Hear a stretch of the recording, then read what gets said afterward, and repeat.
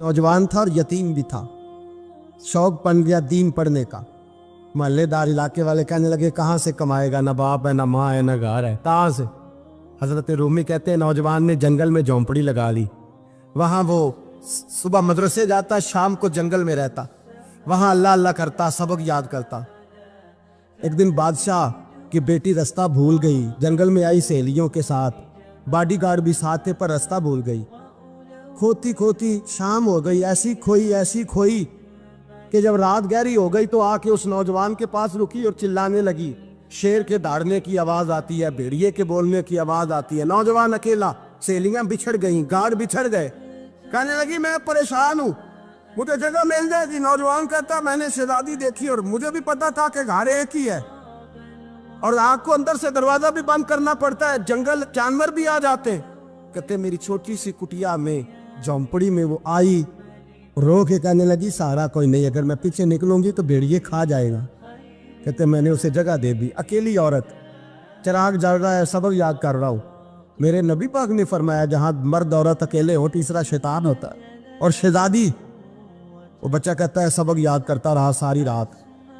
वो बच्ची को कहा सो जा, पर वो कहती है नींद मुझे भी कहाँ आई। ऐसे मौक़ों पर नींद, सारी रात सबक याद करता। थोड़ी थोड़ी देर के बाद चिराग जलता तो उस पर उंगली रखता, हाथ जलता तो पीछे खींचने, फिर दूसरी उंगली रखता, थोड़ी देर के बाद जलता तो खींचने, हाथ सारा जल गया। सुबह किरणें चमकी तो कहने लगा चल निकल जा, दौड़ जा, बस बड़ा सब्र का इम्तिहान हो गया, चली जा। शहजादी बाहर निकली, सिपाही ढूंढ रहे थे। बादशाह खुद जंगल में निकला हुआ था, मेरी बेटी मिल गई। बादशाह तन्हाई में जाके कहने लगा बेटा मैं दुनिया को बताऊंगा कि मेरी बेटी खोई नहीं थी, सिपाही साथ ही थे। ये बड़ा मुश्किल होता है, बेटी तो भूल के भी रात कहीं रह पड़े तो लोग जीने नहीं देते, तो बेटा मुश्किल हो जाएगा मेरे लिए। कहाँ थी? उसने कहा नेक नौजवान के पास। उसने कहा बेटा मैं तो तेरी बात मानूंगा पर दुनिया नहीं मानेगी। अगर उस नौजवान ने किसी को बता दिया कि तू उसके पास थी तो फिर लोग मेरा जीना मुहाल कर देंगे।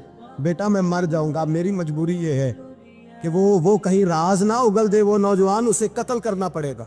औरत ने मिन्नतें की, उस बेटी ने कहा मेरे मौसम को मारोगे, रोई। और वो कहने लगा मैं बादशाह, वो मेरा अपना वकार है, मैं उसको छोड़ नहीं सकता। गिरफ्तार कर लाए सिपाही। वक्त तय हो गया सजा का। अकेले कारकोशरी में रखा गया, जो उसके खास एतबार वाले थे उनकी ड्यूटी लगाई। बादशाह ने बुलाया, पहले बिलम आया। औरत कहने लगी, बेटी कहने लगी एक दफा तो बुलाओ ना, एक सवाल बस पर्दे में रह के पूछना है और फिर जो आपका जी चाहे, मेरे मौसम को मारना तो है, तो मर्जी आपकी। सामने खड़ा किया, नौजवान पर्दे के पीछे, औरत खड़ी हो गई। बादशाह बीच बैठ गया। बीबी कहने लगी सारी रात बेदार मैं भी रही, सोया तू भी नहीं। वो जो तू चिराग के करीब हाथ लगा के जलाता था वो समझ नहीं आई। नौजवान रो पड़ा, कहने लगा क्या करूं, मैंने रसूलुल्लाह का दीन पढ़ा है, क्या करूं, मैंने हुजूर का दीन पढ़ा है। मैंने पढ़ा है कि जानी को सबसे नीचे दोज़ख के सबसे निचले दर्जे में जलाया जाए, उसे जहन्नमियों का पीप और रेशा पिलाया जाए, कंद खिलाया जाए। ये रवायतें पड़ी हुई थी। थोड़ी थोड़ी देर के बाद शैतान मुझे कहता था बदकारी कर ले। मैं अपना हाथ उसी वक्त जब शैतान मशवरा देता तो मैं आग पे करता। मैं कहता अगर ये बर्दाश्त हो गई तो वो भी हो जाए। जब हाथ जलता तो मैं समझ जाता नहीं तुझसे तो ये नहीं बर्दाश्त होती तो वो कैसे हो। फिर मुझे शैतान मशवरा देता कोई देख नहीं रहा, तो बुलाने नहीं गया, खुद आई, मैं दूसरी उंगली लगा देता। मैंने हाथ जलाया और मैं समझ गया जब छोटे से चिराग की इतनी सी शमा की आग नहीं बर्दाश्त होती तो दोज़ख कैसे बर्दाश्त होगी। कहता मैं बाज आया। बादशाह ने ये कहानी सुनी, लफ्ज सुने तो चीख मार के रोया। कहने लगा तालिब इल्म, तू तो मेरे नबी का सच्चा गुलाम है और मेरे रसूल के जो सच्चे गुलाम होते हैं उन्हें फांसियां नहीं दी जाती, उन्हें तख्त पर बिठाया जाता है। अब तुझे सजा नहीं होगी बल्कि मैं अपनी बेटी का निकाह तेरे साथ करूंगा और मेरे बाद इस सल्तनत का बादशाह भी तू ही बनेगा। अब वो नौजवान वहां नारे लगा रहा है, कहता लोगों तुम मुझे कहते थे दीन से क्या मिलता है, दीन से तो अल्लाह तख्त व ताज भी अता फरमा देता है। अगर नौजवान शर्मो हया वाले बन के रहे अल्लाह सारी इज्जतें दे देगा। देखे ना अल्लाह के फजल से इज्जत मिलती है और जब कोई इज्जतदारों जैसा काम ही ना करे। एक बात और अर्ज करनी है पर वक्त थोड़ा रह गया। जवानों, मैं ना जब कभी परेशान होता हूँ ना तो मैं ये वाली बात खोल के पढ़ता हूँ वाला, ये बात ढारस बनाती है। ढारस توانائی دیتی ہے, پورا مضمون باندھا ہے. اعلیٰ حضرت کہتے ہیں بہروپیہ تھا, مداری, روپ بدل بدل کے دکھایا کرتا تھا, بادشاہوں سے انعام لیتا تھا. ایک دن اورنگزیب عالمگیر کے پاس آ گیا, کہنے لگا میں روپ بدلوں گا, اگر آپ پہچان نہ سکے تو میں انعام لوں گا. آپ نے فرمایا میں کوئی ایسے ویسا بادشاہ نہیں, کہا مجھے دھوکہ دینا مشکل ہے. کہا نہیں میں روپ بدلوں گا. حضرت اورنگزیب عالمگیر بڑے نیک بادشاہ گزرے, بڑے پرہیزگار. وہ بہروپیہ کہنے لگا میں روپ بدلوں گا, آپ نہیں پہچان سکیں گے. فرمایا چل جتنا تیرے اندر زور ہے لگا لے. حضرت نے اعلان کیا کہ میں نے فوجی بھرتی کر دیں, 2 ماہ کے بعد ٹیسٹ ہوگا. وہ 2 مہینے دوڑتا رہا, رنگ روپ بناتا رہا, آیا ٹیسٹ دینے, 2-3 سپاہیوں کا امتحان لیا. اس کی باری آئی تو 10 روپے دیے, کہنے لگے تیرے آنے جانے کا کرایہ میں نے تجھے پہچان لیا ہے. کچھ دنوں کے بعد جانے لگے سفر پر, تو بھکاری آ گئے خیرات مانگنے. اس نے بھی سارے منہ پر سیاہی مال لی, کپڑے پھاڑ لیے, سر کے بال مڈا لیے, پگے تک کٹا لی, بدرنگ ہو کے آیا. کاس آگے کیا تو حضرت نے 10 روپے ڈالے, کہنے لگے تیرے آنے جانے کا کرایہ میں نے پہچان لیا ہے. کچھ دن گزرے تو ٹیچر کی ضرورت تھی. اس نے مونچھیں بڑی کر لی, داڑھی نکلی لگا لی, سر پہ جنا کیپ پہن لی, ایک شیروانی لے لی اور ہاتھ میں چھڑی پکڑ کے آیا. کہنے لگا میں استاد ہوں, 2-4 بندوں کا امتحان لیا. اس کی باری آئی تو 5 روپے دیے, 10 روپے دیے, کا تیرا کرایہ میں نے پہچان لیا. 2 سال گزر گئے. وہ جب بھی آتا حضرت پہچان لیتے. ایک دن سفر پہ جا رہے تھے, بہت بڑا لشکر تھا, جہاد کرنے جا رہے تھے اورنگزیب عالمگیر. تو دیکھا ایک پہاڑی ہے, پہاڑی پہ لوگ جا بھی رہے ہیں آ بھی رہے. اورنگزیب عالمگیر پوچھنے لگے یہاں کیا ہے؟ کہنے لگے بابا جی بیٹھے ہیں دعا کرتے ہیں, اللہ کے نیک بندے ہیں. اورنگزیب کہنے لگے یار پرانے لوگ سارے ہی اللہ والوں کو مانتے, یہ بھی مصیبت آئی ہے جتنی نہیں آئی ہے, سارے لوگ ہی مانتے. کہنے لگے ذرا میں دعا نہ کرا لوں, بچے کام جا رہا ہوں. اورنگزیب بادشاہ تھے, بادشاہ لوگ نازک مزاج ہوتے ہیں. گھوڑے سے اترے, بڑی مشکل سے پہاڑی پہ چڑھے, اوپر گئے تو لائن لگی ہے. بابا جی غار میں بیٹھے, کہنے لگے میں نے ملنا, میں اورنگزیب ہوں. انہوں نے کہا ہمارا بابا اس طرح کا پیر نہیں کہ امیر آئے تو رنگ اور ہو, غریب آئے تو اور ہو. یہاں اگر ملنا ہے تو لائن میں لگ جاؤ, سب ایک جیسے. اب لائن میں کھڑے ہو گئے, 50 آدمی آگے تھے. کہتے ہیں 51واں نمبر تھا. تھک گیا دھوپ میں کھڑا کھڑا. جب میں پہنچا غار کے دہانے تو میں نے بابا جی کے چہرے پہ نظر ڈالی تو بڑا نورانی چہرہ, بڑی خوبصورت لب و لہجہ. میں نے کہا میرے جیسا آدمی بھی پگڑی باندھ لے تو اچھا لگنے لگ جاتا ہے, بڑا خوبصورت انداز. کہتے ہیں میں ان کے پاس اتحیات کی حالت میں بیٹھ گیا. میں نے کہا حضور میں جا رہا ہوں جہاد کرنے, دعا کرنا. بزرگوں نے ہاتھ اٹھائے, اللہ اس کی مدد فرما, دین کو غلبہ عطا فرما, اسے دین کا سچا پکا سپاہی بنا. پھر تھپکی دی, 2-4 نصیحتیں نکال ڈالی.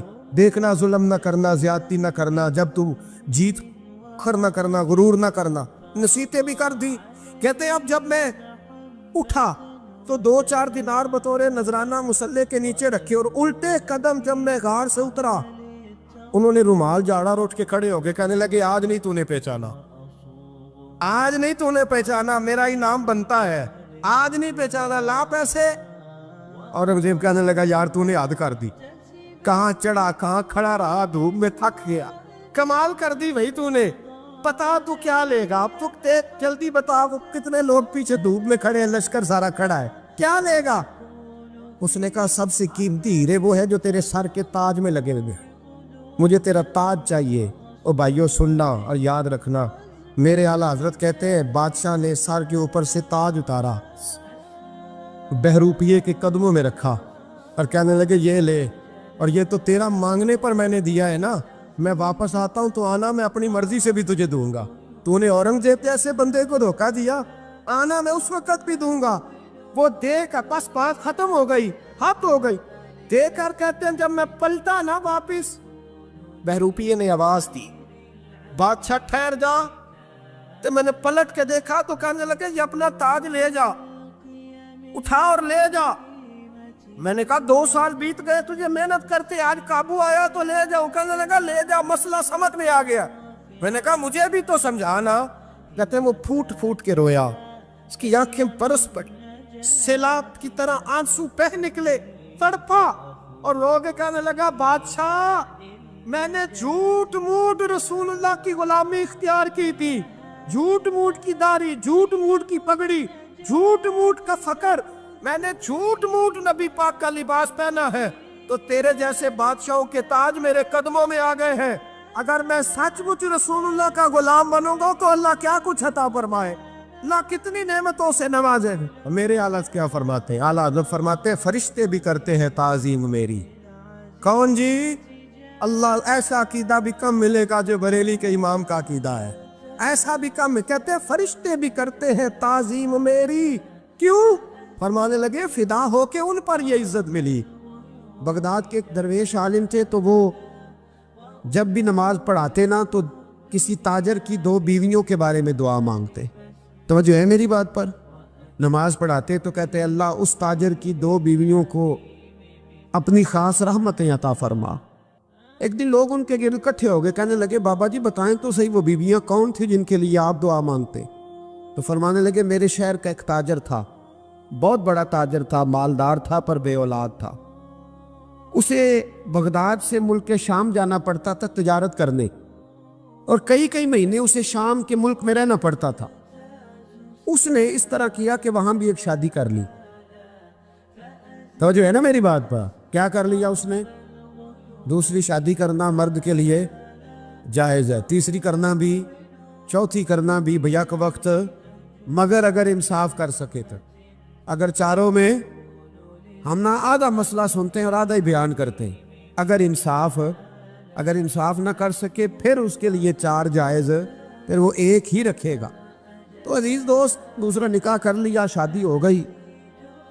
اب وہ وہاں کچھ زیادہ وقت گزارنے لگا، مالدار آدمی تھا، بیوی کو مکان بھی لے کے دے دیا۔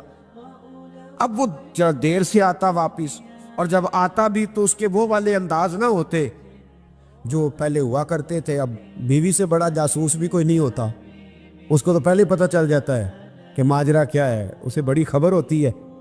تو اس نے محسوس کر لیا کہ بدلے بدلے سے میری سرکار نظر آتے۔ وہ کہنے لگی اب کہ جب آتا جاتا ہے تو اس کے حالات کچھ بدلے بدلے سے ہیں، ماحول کچھ اور ہے۔ اس نے ایک بوڑھا آدمی جو اس کا عزیز بھی تھا اور سمجھدار بھی تھا اس کو تیار کیا، کہنے لگی اب کہ جب ملک کے شام جائے نا تو اس کا پیچھا کرنا اور خبر کرنا کہ کہاں رہتا ہے، کہاں جاتا ہے، کیا کرتا ہے۔ وہ بوڑھے بزرگ جو تھے وہ خاتون کے کہنے پر کچھ اس نے کرایہ بھی دیا۔ وہ اس تاجر کے پیچھے گئے اور واپس آ کے خبر دی، کہنے لگے کہ یہ تو 2-3 سال بیت گئے، اس نے وہاں بھی شادی کی ہوئی ہے، تجھے بتایا ہی نہیں۔ بی بی بڑی سمجھدار تھی، حوصلہ مند، زیرت، اس نے شور نہیں مچایا۔ اس نے کہا کہ میں نا اب جب آئے گا نا تو طریقے سے بات کروں گی اور پوچھوں گی کہ ایسا کیوں کیا، اور یہ بھی اس نے آ کے بتایا کہ اگر تیرے ساتھ نکاح کے بعد اسے اولاد نہیں ملی تو اولاد وہاں بھی کوئی نہیں، یہ مکمل تفصیلات۔ اب جب اس دفعہ خامند آیا تو آتے ہی وہ بیمار ہو گیا، کمزور ہونے لگا۔ اب خاتون نے مناسب نہیں سمجھا کہ آتے ہی دڑام سے میں اس کے سر پر یہ ٹھوڑ دوں کہ تو نے نکاح کیا ہوا ہے اور مجھے بتایا نہیں۔ وہ ذرا تسلی میں رہی، کچھ وہ بیمار تھا، حوصلہ رکھا، خدمت کرتی رہی۔ کچھ دن گزرے تو وہ تاجر انتقال کر گیا، فوت ہو گیا۔ اب راز کھل نہ سکا، عدت گزاری، اور جب سارا مال جمع کیا نا تو اشرفیوں کی بوریاں بھر گئی۔ سارا مال اس بی بی کا، 4 بوریوں میں اشرفیاں، 4۔ یہاں تو پیٹ کا دوزخ ہے، معاذ اللہ، بھرتا ہی نہیں۔ حل من مزید، حل من مزید۔ وہ جو کہتے تھے نا کہ بس باہر چلا جاؤں اور باہر میں کچھ تھوڑے سے پیسے کما کے 2-3 سال میں لوٹ آؤں گا، پھر یہاں آ کے کوئی کاروبار کروں گا، وہ گئے ہیں تو واپس نہیں آئے۔ وہ جو کہتے تھے نا بس میں نے اتنا سا کاروبار کرنا ہے کہ مکان بن جائے، انہوں نے 4 مکان بھی بنا لیے ہیں، لیکن بریک حل من مزید کی دوڑ ہے۔ اب 4 بوریاں اس عورت نے چھپائے رکھی، کوئی بندہ نہیں جانتا بغداد میں کہ ملک کے شام میں تاجر کی دوسری بیوی بھی ہے۔ جب وہ فارغ ہوئی تو اس نے اس بوڑھے جاسوس کو پھر بلایا اور 2 بوریاں اونٹ پہ رکھی، خود بھی ساتھ بیٹھی اور ملک شام گئی۔ اللہ اکبر۔ وہ بزرگ کہتے ہیں میں ایسے نہیں دعا کرتا۔ اس کو جا کے کہنے لگی میں اکیلی وارث نہیں ہوں، آدھے کی وارث تو بھی ہے، میں اکیلی وارث نہیں، یہ تقسیم وراثت ہے، آدھی کی وارث تو بھی ہے، تو رکھ اپنے پیسے، مجھے پتہ ہے اس نے نکاح کیا تھا پر مجھے بتایا نہیں تھا، تو رکھ اپنے پیسے، میں تجھے دے رہی ہوں، آدھے تیرے ہیں آدھے میرے ہیں۔ اس نے نظر اٹھائی تو رو پڑی، کہنے لگی نہیں اب یہ سارے تیرے ہی ہیں۔ اگر تو اللہ سے ڈرتی ہے تو میں بھی رب سے ڈرتی ہوں، اگر تو مصطفیٰ کریم کا کلمہ پڑھتی ہے تو میں بھی اسی نبی کی ماننے والی ہوں۔ کہا بات کیا ہے، میرا کیوں ہے سارا؟ تو وہ خاتون کہنے لگی وہ 2 سال 3 سال سے میرے ساتھ نکاح تھا اور اس نے بتایا تھا مجھے کہ میری بیوی بھی ہے، اور میں غریب تھی تو میرے والدین کو بھی بتایا تھا کہ میری دوسری شادی ہے۔ یہ مکان اس نے مجھے لے کے دیا تھا، میرے تمام اخراجات وہ پورے کرتا تھا، نان و نفقہ کا خیال رکھتا تھا، لیکن اب کہ جب وہ آیا تو وہ بیمار تھا۔ اس نے مجھے بتایا کہ مجھے طبیب نے بتایا ہے کہ میں شدید بیمار ہوں، شاید بچ نہ سکوں۔ تو کہنے لگی وہ مجھے کئی لاکھ روپے بھی دے گیا اور جاتے دفعہ مجھے طلاق بھی دے گیا، فارغ کر گیا۔ کہنے لگا تو جہاں چاہے میرے بعد نکاح کر سکتی ہے، اور کہنے لگا میں چاہتا تھا پہلی بیوی کو بتا دوں، موقع نہیں بنا اور اس کا دل نہ ٹوٹے، بتا نہیں پایا، لہذا وہ مجھے ڈھیر سارے پیسے دے چکا ہے، سارا میرا حصہ مجھے پہلے سے دے چکا ہے۔ میری بہن اب یہ 4 بوریوں میں سے 2 میری نہیں بلکہ 4 کی 4 ہی تیری ہے، تو ہی اس کی حقدار ہے۔ تو بزرگ کہتے ہیں مجھے بتاؤ جن کے اندر اس قسم کے تقوی کی جھلک ہو ان کے لیے ہر نماز کے بعد دعا مانگنی چاہیے کہ نہیں مانگنی چاہیے؟ حضرت عمر کے زمانے میں ایک نوجوان تھا، نیک تھا، مسجد جایا کرتا تھا رات کو۔ تو مسجد جا رہا تھا تو رستے میں ایک عورت نے دعوت گناہ دی، ابن عساکر نے اس کو لکھا ہے۔ تو نوجوان تھا، خواہشات تھی، کچھ طبیعت مائل ہو گئی، ابھی ادھر جا ہی رہا تھا کہ کسی نے آیت پڑھ دی والی من خاف مقام ربی جنتان، جو رب کے سامنے کھڑے ہونے سے ڈرے گا اللہ 2 جنتیں دے گا۔ واقعی ڈر گیا، وہ واقعی ڈر گیا، اتنا ڈرا کہ بے ہوش ہو کے گر پڑا۔ بیماری سے لوگ بے ہوش ہوتے ہیں، پیسے ڈوب گئے بے ہوش ہوتے ہیں، بچے کے غم میں بے ہوش ہوتے ہیں۔ سچ بتاؤ کبھی خوف خدا سے بھی بے ہوش ہوتا کوئی دیکھا ہے؟ ہمارے ہاں تو روز مرہ ہی نہیں ہے بھائی، اور بڑی باتیں ہیں بے ہوش ہونے کی، ڈرنے کی، غش کھانے کی۔ بے ہوش ہو کے گر پڑا، بوڑھے باپ کو کسی نے بتایا بچہ بے ہوش پڑا ہے، اٹھا کے گھر لائے، گھر لا کے کہا بیٹا کیا ہوا؟ نوجوان ہے، چڑھتی جوانی ہے پر پاکیزہ بڑی ہے۔ کہنے لگا ابا جی گناہ کی طرف چلا گیا تھا پر میں نے آیت سن لی جو اللہ کے سامنے کھڑے ہونے سے ڈرے گا رب 2 جنتیں دے گا، میں ڈر گیا تھا، رب واقعی 2 جنتیں دے گا۔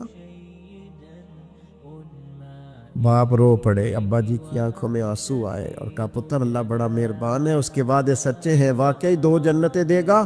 اس نے پھر ایک چیخ ماری اور اس طرح کی ماری کہ اس کی روح ہی پرواز کر گئی، روح ہی پرواز کر۔ کشتگان خنجر تسلیم را، عشق کی خنجر سے قتل ہو گئے لوگ۔